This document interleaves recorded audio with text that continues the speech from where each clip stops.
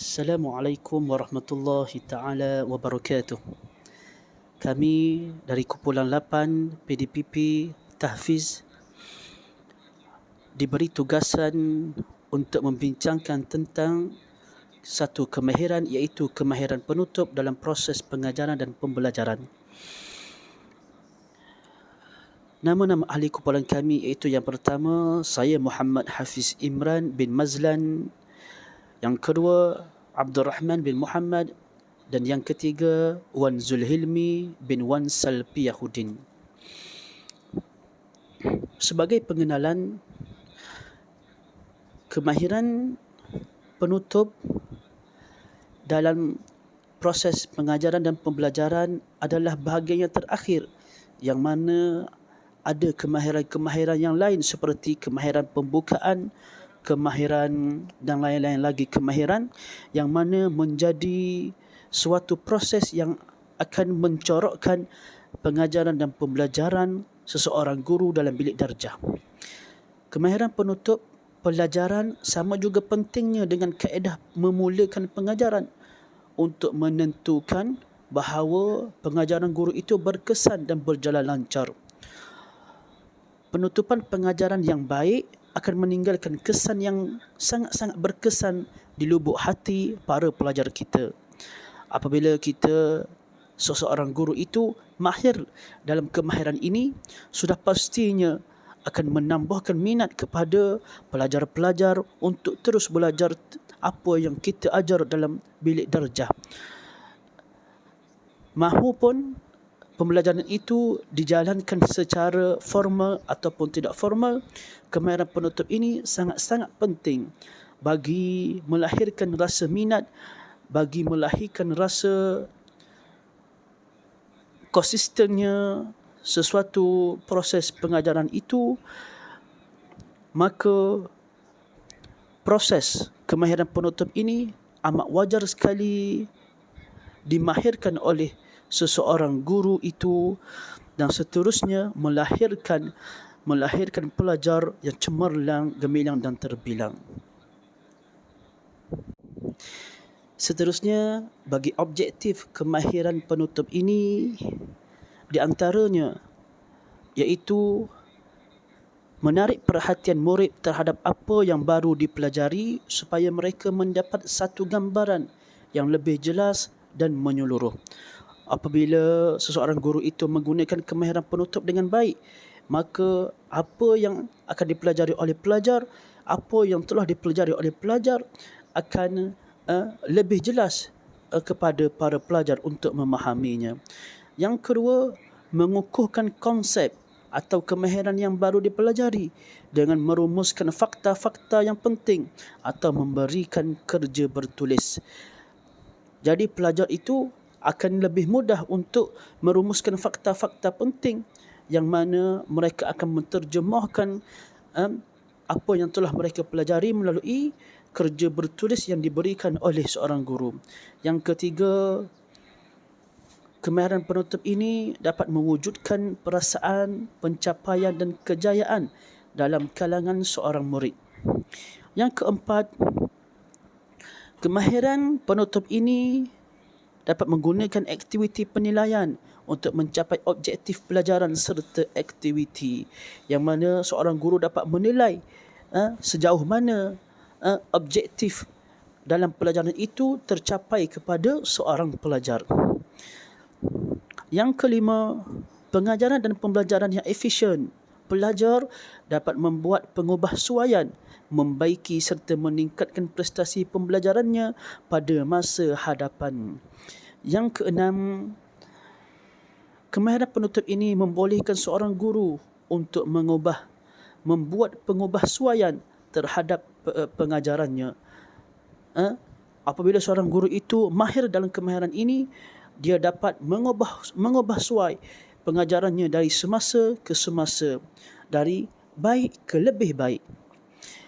Dan yang terakhir, objektif kemahiran penutup ini, dengan adanya kemahiran penutup ini, aktiviti-aktiviti susulan akan dapat diadakan supaya murid diberi peluang untuk mengaplikasikan konsep dan kemahiran yang mereka baru pelajari.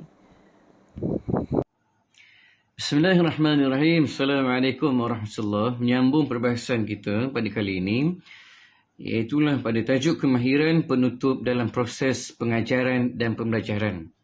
Dan tajuk yang saya kupas di sini adalah kesan-kesan kemahiran penutup ke atas pengajaran dan pembelajaran. Bersama pensyarah dan sahabat-sahabat cikgu yang dirahmati Allah sekalian, melalui aktiviti susulan, murid-murid dapat mengukuhkan kemahiran atau konsep yang baru dikuasai. Yang kedua, dengan menggunakan kesimpulan kognitif, murid-murid dapat membuat rumusan terhadap fakta-fakta penting yang dipelajari. Kognitif itu dalam bentuk angka, data, statistik dan bentuk poin-poin. Ini amat membantu pelajar-pelajar kita mengingat lebih tepat dan berkesan. Seterusnya, dengan menggunakan kesimpulan sosial, seperti memberi murid sesuatu perasaan pencapaian, mereka telah dimotivasikan supaya terus berusaha dan mencuba. Cikgu-cikgu amat digalakkan untuk sentiasa memberikan satu contoh motivasi ataupun inspirasi kepada anak-anak murid kita ini sebagai penutup, agar dia sentiasa bersemangat dan terus berusaha, tidak pernah kenal erti putus asa dalam mencapai kejayaan ini. Seterusnya, melalui aktiviti penilaian, guru dapat menafsirkan pencapaian objektif pelajaran yang ditentukan. Keputusan penilaian ini akan membolehkan seseorang guru membuat pengubahsuaian untuk rancangan pelajaran yang akan datang. Inilah pentingnya bila kita buat keputusan ini ataupun kita buat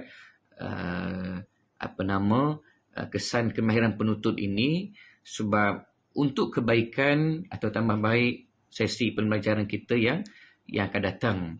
Seterusnya, saya akan bentangkan prinsip-prinsip penggunaan kemahiran penutup. Yang pertama, aktiviti penutup hendaklah sesuai dengan objektif, isi pelajaran dan kemahiran yang telah dipelajari murid di peringkat perkembangannya. Aktiviti-aktiviti yang kita rangka, yang kita rancang itu semestinya selari dan tidak bercanggahlah dengan maksud sebenar apa objektif yang kita nak capai. Begitu juga isi pelajaran dan kemahiran yang kita nak pelajar-pelajar kita kuasai. Ini penting. Juga isi pelajaran dan kemahiran yang kita nak pelajar-pelajar kita kuasai. Ini penting, supaya benar-benar kita dapat apa yang kita matlamatkan. Semua aktiviti seperti aktiviti rumusan, pengukuhan dan susulan dalam penutup kognitif hendaklah dirancang dengan teliti supaya penutup dapat dilaksanakan dengan licin dan berkesan. Di samping penutup kognitif, penutup sosial juga harus disediakan untuk peringkat akhir pembelajaran. Suntikan-suntikan semangat, kata-kata yang memberi kesan kepada pelajar-pelajar supaya sentiasa bekerja keras dalam mencapai kejayaan dan pembelajaran, menguasai subjek-subjek yang dipelajari. Begitulah. Ia sentiasa memberikan satu kekuatan kepada pelajar kita. Seterusnya, kecuali aktiviti pengukuhan atau aktiviti susulan yang hendak dijalankan dalam kelas, tempoh masa untuk melaksanakan penutup kognitif dan penutup sosial tidak harus melebihi 5 minit. Ini janganlah lama sangat ya. Kalau tidak, dia akan menghilangkan maksud sebenar yang kita nak sampaikan pada anak murid dan pelajar-pelajar kita. Banyak-banyak sangat sehingga pelajar-pelajar kita pun tak tahu apa yang dia nak kutip daripada kita sebenarnya. Apa yang kita nak sampaikan pada mereka. Biarlah dia tidak panjang, pendek, tetapi dia tepat dan berkesan. Seterusnya, yang terakhir itulah aktiviti penilaian juga boleh diadakan pada peringkat penutup dengan tujuan untuk mengukur hasil pencapaian objektif pembelajaran.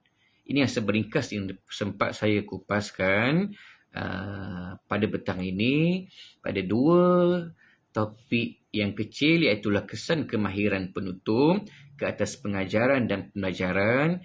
Yang kedua, prinsip-prinsip penggunaan kemahiran penutup. Saya rasa setakat itu dulu pengkongsian dan pembentangan saya pada kali ini. Terima kasih.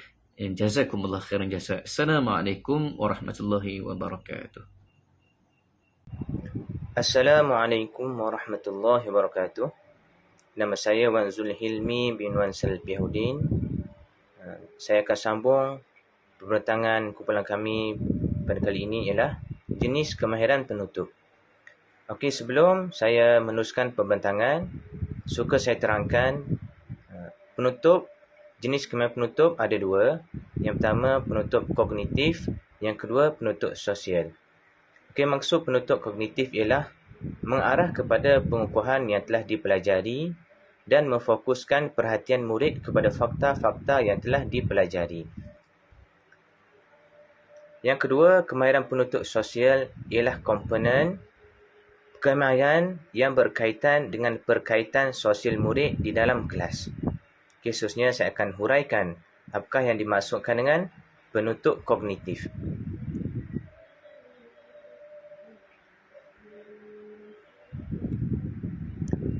Penutup kognitif ialah membuat rumusan atau kesimpulan tentang apa yang telah dipelajari melalui aktiviti mencalip isi-isi penting di papan tulis.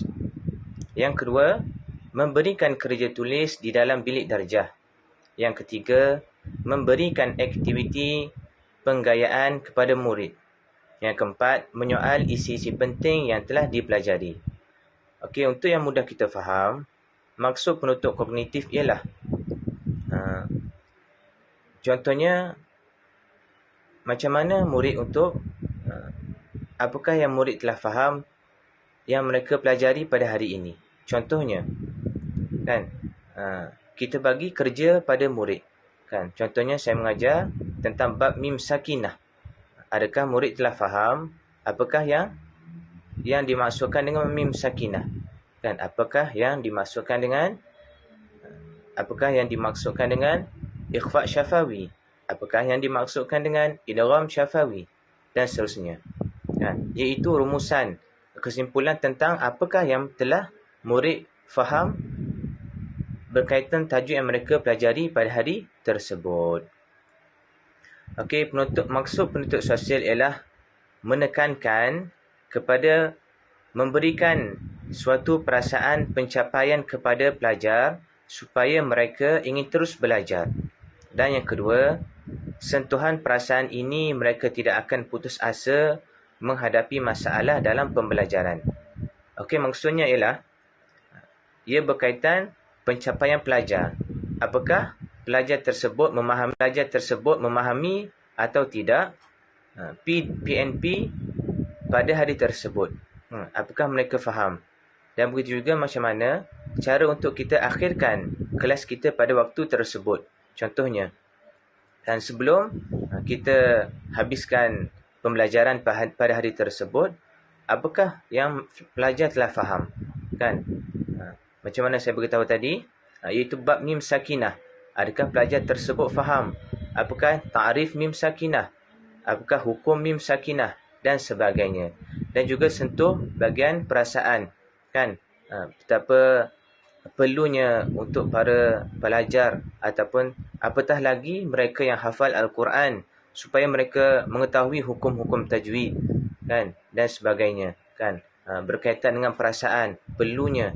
Begitu juga dalam hafalan Al-Quran, supaya mereka ada kesedaran di samping mereka hafal Al-Quran, mereka juga perlu untuk mengulang Al-Quran, kan, bahkan sehinggalah mereka bukan setakat ketika waktu mereka belajar sahaja, namun mereka perlu untuk terus dah hafal, mereka akan kena mengulang, kewajipan mereka untuk mengulang sehinggalah akhir hayat mereka.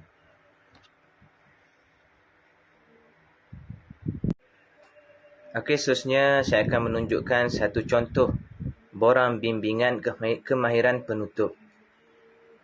Okey, inilah merupakan contoh borang, yang mana borang ni kita boleh gunakan untuk kita lihat adakah kita telah membuat kemahiran penutup di dalam PDP, kan?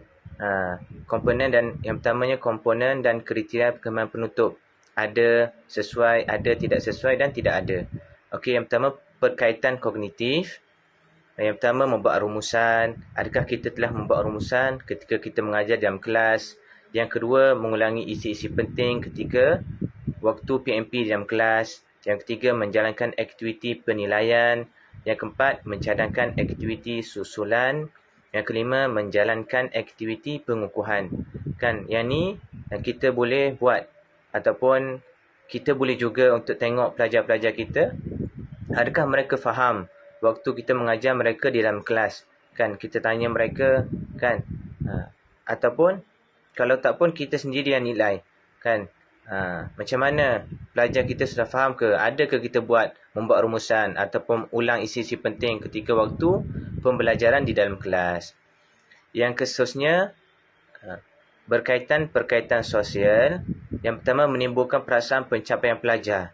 Contohnya, kan ada di antara mereka pelajar yang lemah, kan? Kita tingkatkan minat mereka, perasaan mereka untuk rajin di dalam kelas, kan? Kalau contohnya lagi, itu subjek hafal Quran, supaya mereka ada minat untuk hafal Quran, ada minat untuk mereka mengejar, kan? Kawan mereka yang juzuk dah lebih tinggi daripada mereka, mereka ada minat untuk sama-sama tingkatkan hafalan mereka untuk makin laju hafal Quran. Dan samping itu juga, mereka juga perlu untuk murajaah, untuk mengulang hafalan mereka yang telah lama. Yang kedua, memberi penugahan positif, kan? Iaitu kita bagi galakan yang positif, semangat, kan? Kelebihan-kelebihan Al-Quran dan sebagainya lah. Yang ketiga, mewujudkan perasaan ingin tahu. Yang keempat, memotivasikan perasaan ingin belajar, kan? Macam mana belajar ni? Supaya mereka ni ada perasaan nak belajar, semangat untuk belajar. Bukan belajar, kadang-kadang kita tengok mereka ni kadang-kadang mungkin lesu akibat tak cukup tidur, letih dan sebagainya, kan? Kita bagi galakan, semangat, motivasi pada mereka ni untuk perasaan ingin belajar. Yang kelima, perasaan ingin belajar. Yang kelima, mengaitkan dengan pelajaran yang akan datang. Contohnya, ketika waktu kita nak tutup kelas, contohnya, kita terangkan, okey, untuk esok, apa yang akan Ustaz ajar berkaitan dengan mim sabdu, kan? Hari ini kita telah belajar berkaitan dengan mim sakinah. Esok kita akan masuk tajuk lain, kan? Kita kaitkan dengan pembelajaran yang esok, supaya dalam masa yang sama, murid juga boleh untuk ulang kaji terlebih dahulu, kan? Dia tengok dulu apakah yang mereka akan belajar besok. Dan ni, borang ni lah antara contoh borang yang boleh kita gunakan untuk pelajar kita, kan? Sama ada kita buat pun boleh, kan? Kita boleh tanda sendiri ataupun kita bagi pelajar dan kita boleh nilai lah sejauh mana mereka ni faham waktu kita mengajar di dalam kelas. Wallahu ta'ala alam. Assalamualaikum warahmatullahi wabarakatuh. Sebagai kesimpulan daripada tajuk yang diberikan kepada kami, iaitu kemahiran penutup dalam proses pengajaran dan pembelajaran ini, dapatlah kita simpulkan bahawa kemahiran penutup merupakan satu elemen yang sangat-sangat penting yang perlu dikuasai oleh seorang guru bagi memastikan murid-murid ataupun pelajar yang berada dalam bilik darjah khususnya memahami dan menguasai pembelajaran dan pengajaran dalam bilik darjah, khususnya dalam bilik darjah dan amnya di luar bilik darjah, yakni pengajaran pembelajaran secara tidak formal maupun formal dalam bilik darjah. Dan seseorang pelajar itu akan sentiasa minat terhadap proses pengajaran dan pembelajaran kerana kemahiran seorang guru terhadap proses kemahiran penutup ini memberi impak yang besar kepada seseorang pelajar itu. Jadi dapatlah kita simpulkan sangat-sangat penting kemahiran penutup ini maupun kemahiran-kemahiran yang lain dalam proses pengajaran dan pembelajaran. Jadi sekian saja daripada kumpulan kami, kumpulan 8. Sekian, terima kasih. Moga-moga bermanfaat untuk semua. Assalamualaikum warahmatullahi taala wabarakatuh.